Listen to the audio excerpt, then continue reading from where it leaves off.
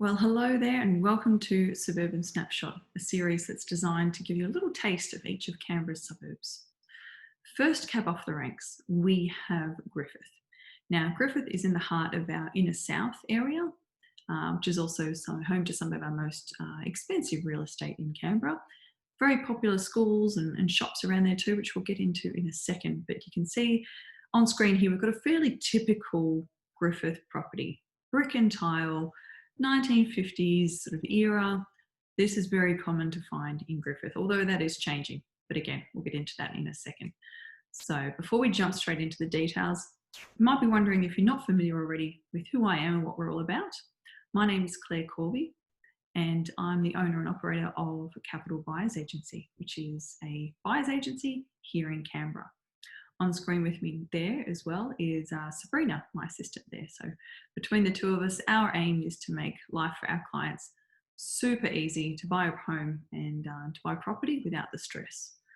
So that's a little bit about what we do for our clients. But for now, let's get stuck into Griffith.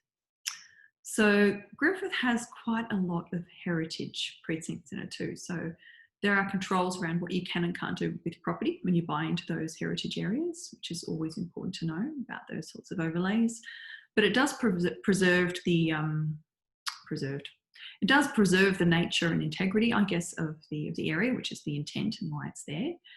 But it also means, don't just necessarily assume and buy a property, you can just bulldoze it and do whatever you want with it.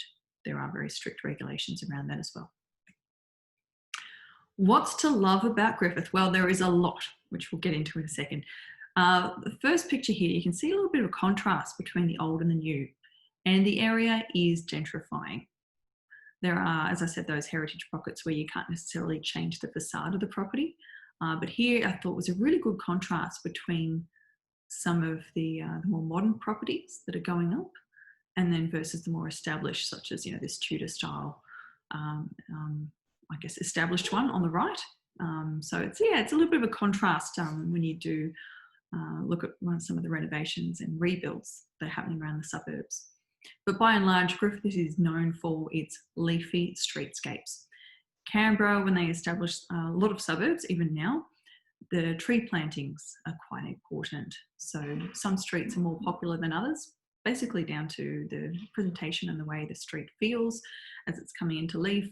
I know some of the ones, say, with Chinese elms and those very small leaves can be a bit of a pain to rake up, whereas some of the others with giant oak leaves they're just everywhere. And it's great for swooshing through in autumn, but it can mean you're out raking every other weekend just to get them out. We can't go and talk about Griffith without mentioning Manuka. Now, if you haven't been to Manuka before, it is Manuka, it's not Manuka. So Manuka is home to some of our more boutique shopping and alfresco dining. The first picture here, we've got the lawns of Manuka, which are sometimes greener at different times of the year than the lawns are at other times. And the trees are in various state of maintenance as well. But we've got some beautiful trees around the area too, but very boutique shopping, great dining. It's a lifestyle precinct, so it's really handy to be close to. And quite often we do get the brief, I want to walk to Manuka. So watch out for that kind of area too if you are targeting and looking at future values in the property. Being walking distance to Manuka is very important on a lot of buyers' briefs. So getting into next, what's sort of the leisure areas? If you want to get out and stretch your legs, or if you want to do a morning run, what does Griffith have to offer? So first of all, it's got a lovely big oval that is often used for sports. There's got rugby in there and cricket in summertime, when it's not coronavirus time, of course. But wide open spaces that's often being used for people enjoying the area there. As far as playgrounds go, if you've got little ones, or if you're in Manuka and shopping and you just need to kill some time and stretch the legs while they get sick of sitting at tables, I understand what that's like. Then on Captain Cook Crescent, there's a little playground there. It's got some swings and slides and a little covered area and table and chairs. It's very handy just to pop over to. And if you're walking around the area, it's often a must stop for the little ones as well. And we can't go further without mentioning Manuka Oval. So I remember, was it was it August when we had the snow during the Giants match in Canberra? And I think they said at the time, watching the telecast. We were outside watching the snow at our place too, and they were saying, oh, first AFL game with snow. So Canberra has that, to talk about. We also have the PM's 11, of course, every year, as well as other cricket matches as well. The Giants being, split between Canberra and Sydney, have a lot of games. Well, a few games. I wouldn't say a lot of games, but a few games if you're an AFL fan here as well. And of course, the rugby. Can't go without mentioning the rugby. For shops, as well as Manuka, there's also the little local Griffith shops, which are, in my view, a bit of a gem. So Griffin's is great on the corner there for catching up with friends, and you just want to, just a wine and pizzas or something casual, or stopping for coffees. Griffin's is perfect for that. And then you've got a lot of boutique shops. So if you're looking for alternate therapies, Whole Foods, really, really great butcher, also with great pies and pastries in there as well. They can cut you anything you want, any type of meats in there as well, smoked. Yeah, great range, really, really good local shops as well. And of course, Canberra's, I think, in my opinion anyway, finest restaurant, Aubergine. If you're after two hats in Canberra, that's the place to go. So yes, can't wait for that to reopen. As far as schools go, there's no public schools in the area. So if you're looking, what's the nearest public school, if you're buying into Griffith, you'll be in zone 4 Tilapia, which is over in Barton. So in the meantime, even though Canberra Grammar, we've got girls' grammar and then we've got boys' grammar. Boys' grammar went co-ed, so it's now Canberra Grammar. And Canberra Grammar is on the border. So it's really a cusp between Red Hill and Griffith. So even though the street address is Red Hill, it's actually very much bordering on Griffith. So very, very popular if you can get a property that's walking distance to both Manuka and Grammar. Excellent sort of blue chip property to buy there as well. So a lot of the time that's what we're focusing on for our clients. There's also further over towards Narrabundah, we've also got St Eddie's and St Clair's as well for schooling options there. You can see here on the map, we've just taken this, this is just some ACT government data mapping. The pink zones is where we can have slightly higher density. So you can see there's a little bit of a cluster around, let me get my little pointer, here we go. So around the shops here, we've got commercial and there's a little bit of park and playground there. And then we've got this higher density around here. So meaning RZ2 allowing you to do, slightly more urban infill. And then all of this RZ1 is protected. So if you're buying into these areas, rest assured there won't be, a tower of units going up next door to you. Except down here where there's actually a fair bit of change happening, even though that's not Griffith. So here's the boundary here, and then that pops down here, Canberra Avenue down this way. Yep, and then we're heading over that way to Kingston. Alrighty, composition. Oh, don't you love slides with the action? I do. So you can see 40% of properties in Griffith are freestanding homes. There are a lot more apartments than some other suburbs. 48%-ish is getting up there, but also there's a fair bit of growth happening in the terrace. I think, that's also capturing that townhouse concept as well. So there's a fair bit of changes in that happening too. So market trends, houses, definitely there's gentrification happening, a lot of renovations, and we'll get into the changes here. Over time, so this has come, forgive the commas in here, this is 1992, and this is tracking the changes all the way through the years with our blue chart here representing our median sale price. So when we talk median sale prices up here, say there's 100 properties sold in the year, we're picking sale number 50 or 51, and then that's the median. So it sort of takes out those outliers that you get sometimes when you talk about averages instead.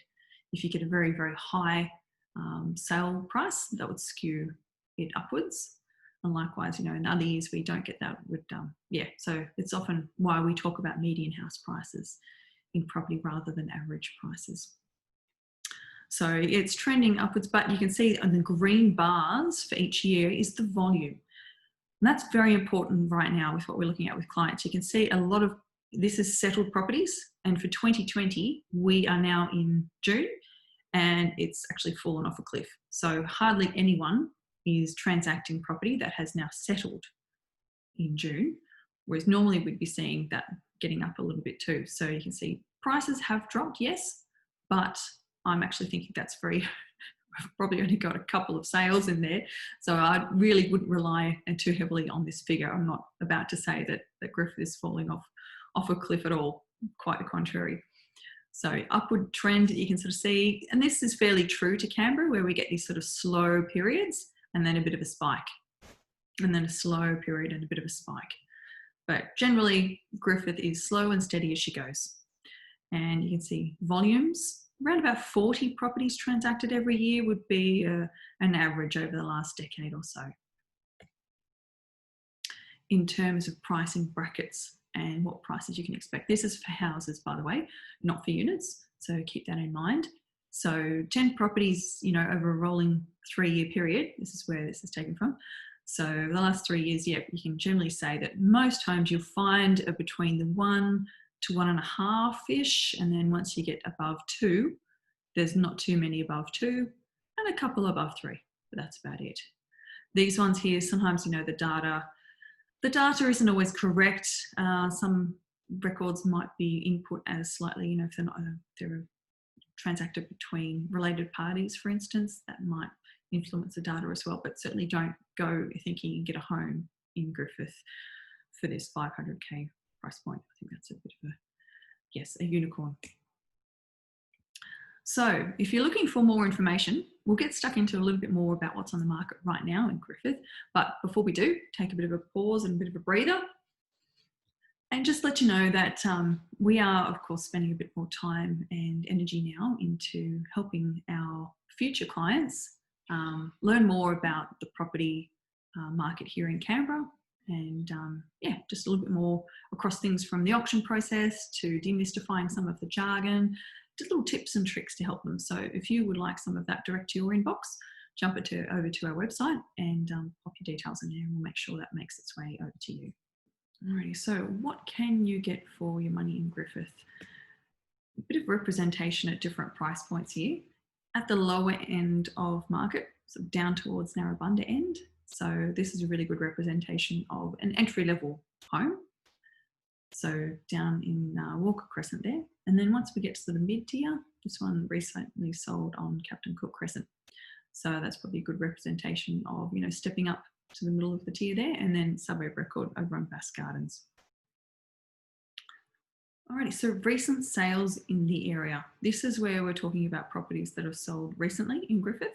So by recently, within the last 3 months is generally what we look at when we're looking at property sales and an indication. However, at the moment, week to week, there's a lot of importance on, say, a property that's sold beginning of March versus the end of March, as you can tell, and even from the end of March to, say, mid-April. It's quite different too, but we're focusing right now on Griffith, so I'll keep focused.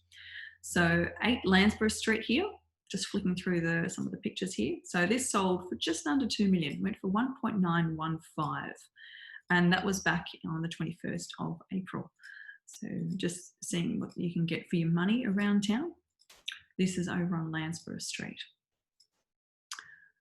Second of all, Mean Gardens. This property, you know, hung around for a little while, went to auction, not much happened. There's a bit of back and forth, and then ended up selling for 1.366 million. And again, that was the same time exchanged on the 21st of April.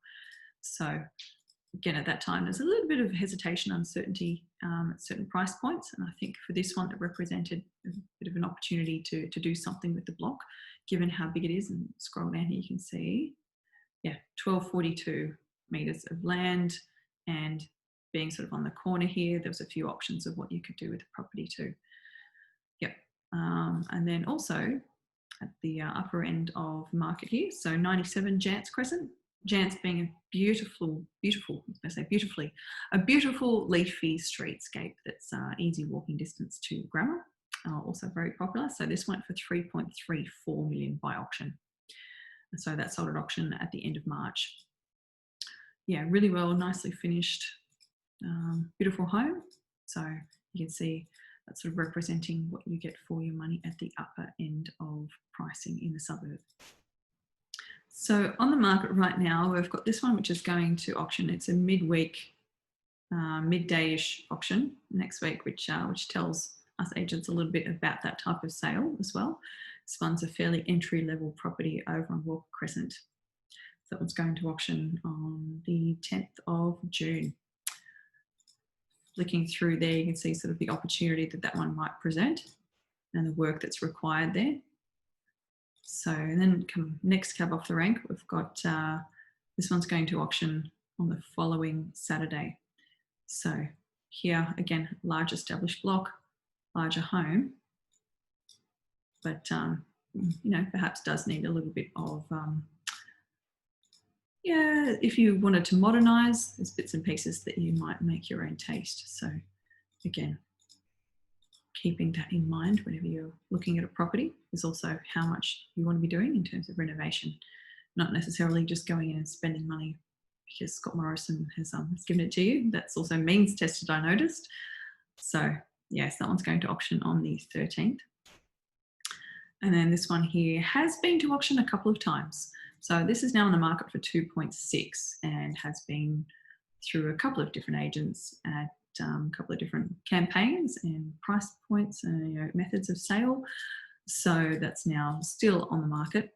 But yes, it's funny, you know, once properties have been around for a little while, buyers often ask me, you know, what's wrong with it? Why has it got the stigma? So it sometimes can be an opportunity, but sometimes it can be very telling too around vendor expectations or something else. So a bit of a heads up for you there. So if you're looking perhaps at one of those 3 properties and wondering if it might be right for you, feel free to get in touch with us and see if you wanted to know more about how we can help. We absolutely love it when our clients entrust us with the task of helping to secure their ideal property for them. So sometimes a little bit of clear advice and strategy is exactly what people need in terms of a hassle-free purchase. So some of our past clients here, we absolutely love, as I said, helping them manage through the process, which, you know, even if you have bought and sold before, sometimes it's a little bit different here in the ACT, or if it's been a while between transactions for you, you might find that the game has changed quite significantly as well. So with a very heavy auction culture here in Canberra, I find, you know, loving to participate in that can really take the weight off the shoulders when you're thinking about going to an auction. But in the meantime, if you're still just looking around and you'd like to know some more tips and tricks, absolutely, we can pop those in your inbox for you. So down the bottom of our website, we do have a little bit of a section down there just to pop your details into. Again, that's our lovely website up the top there. So yeah, pop your details down the bottom and we'll make sure that that's kind of information, such as these suburban snapshots, make their way to you first. So if you'd like to know more a little bit about what we do or what we're up to, we do update social media fairly regularly. So we're over on Facebook and Instagram, and we do slightly different things on each of those as well.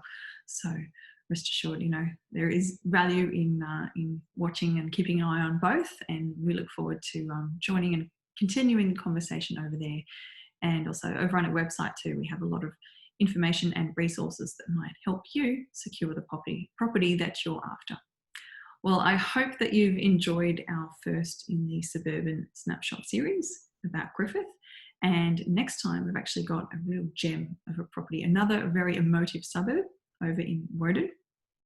So I can't wait to share that with you next. Again, pop your details, leave your email details there on our website and make sure you hear about it first. Until then, happy house hunting.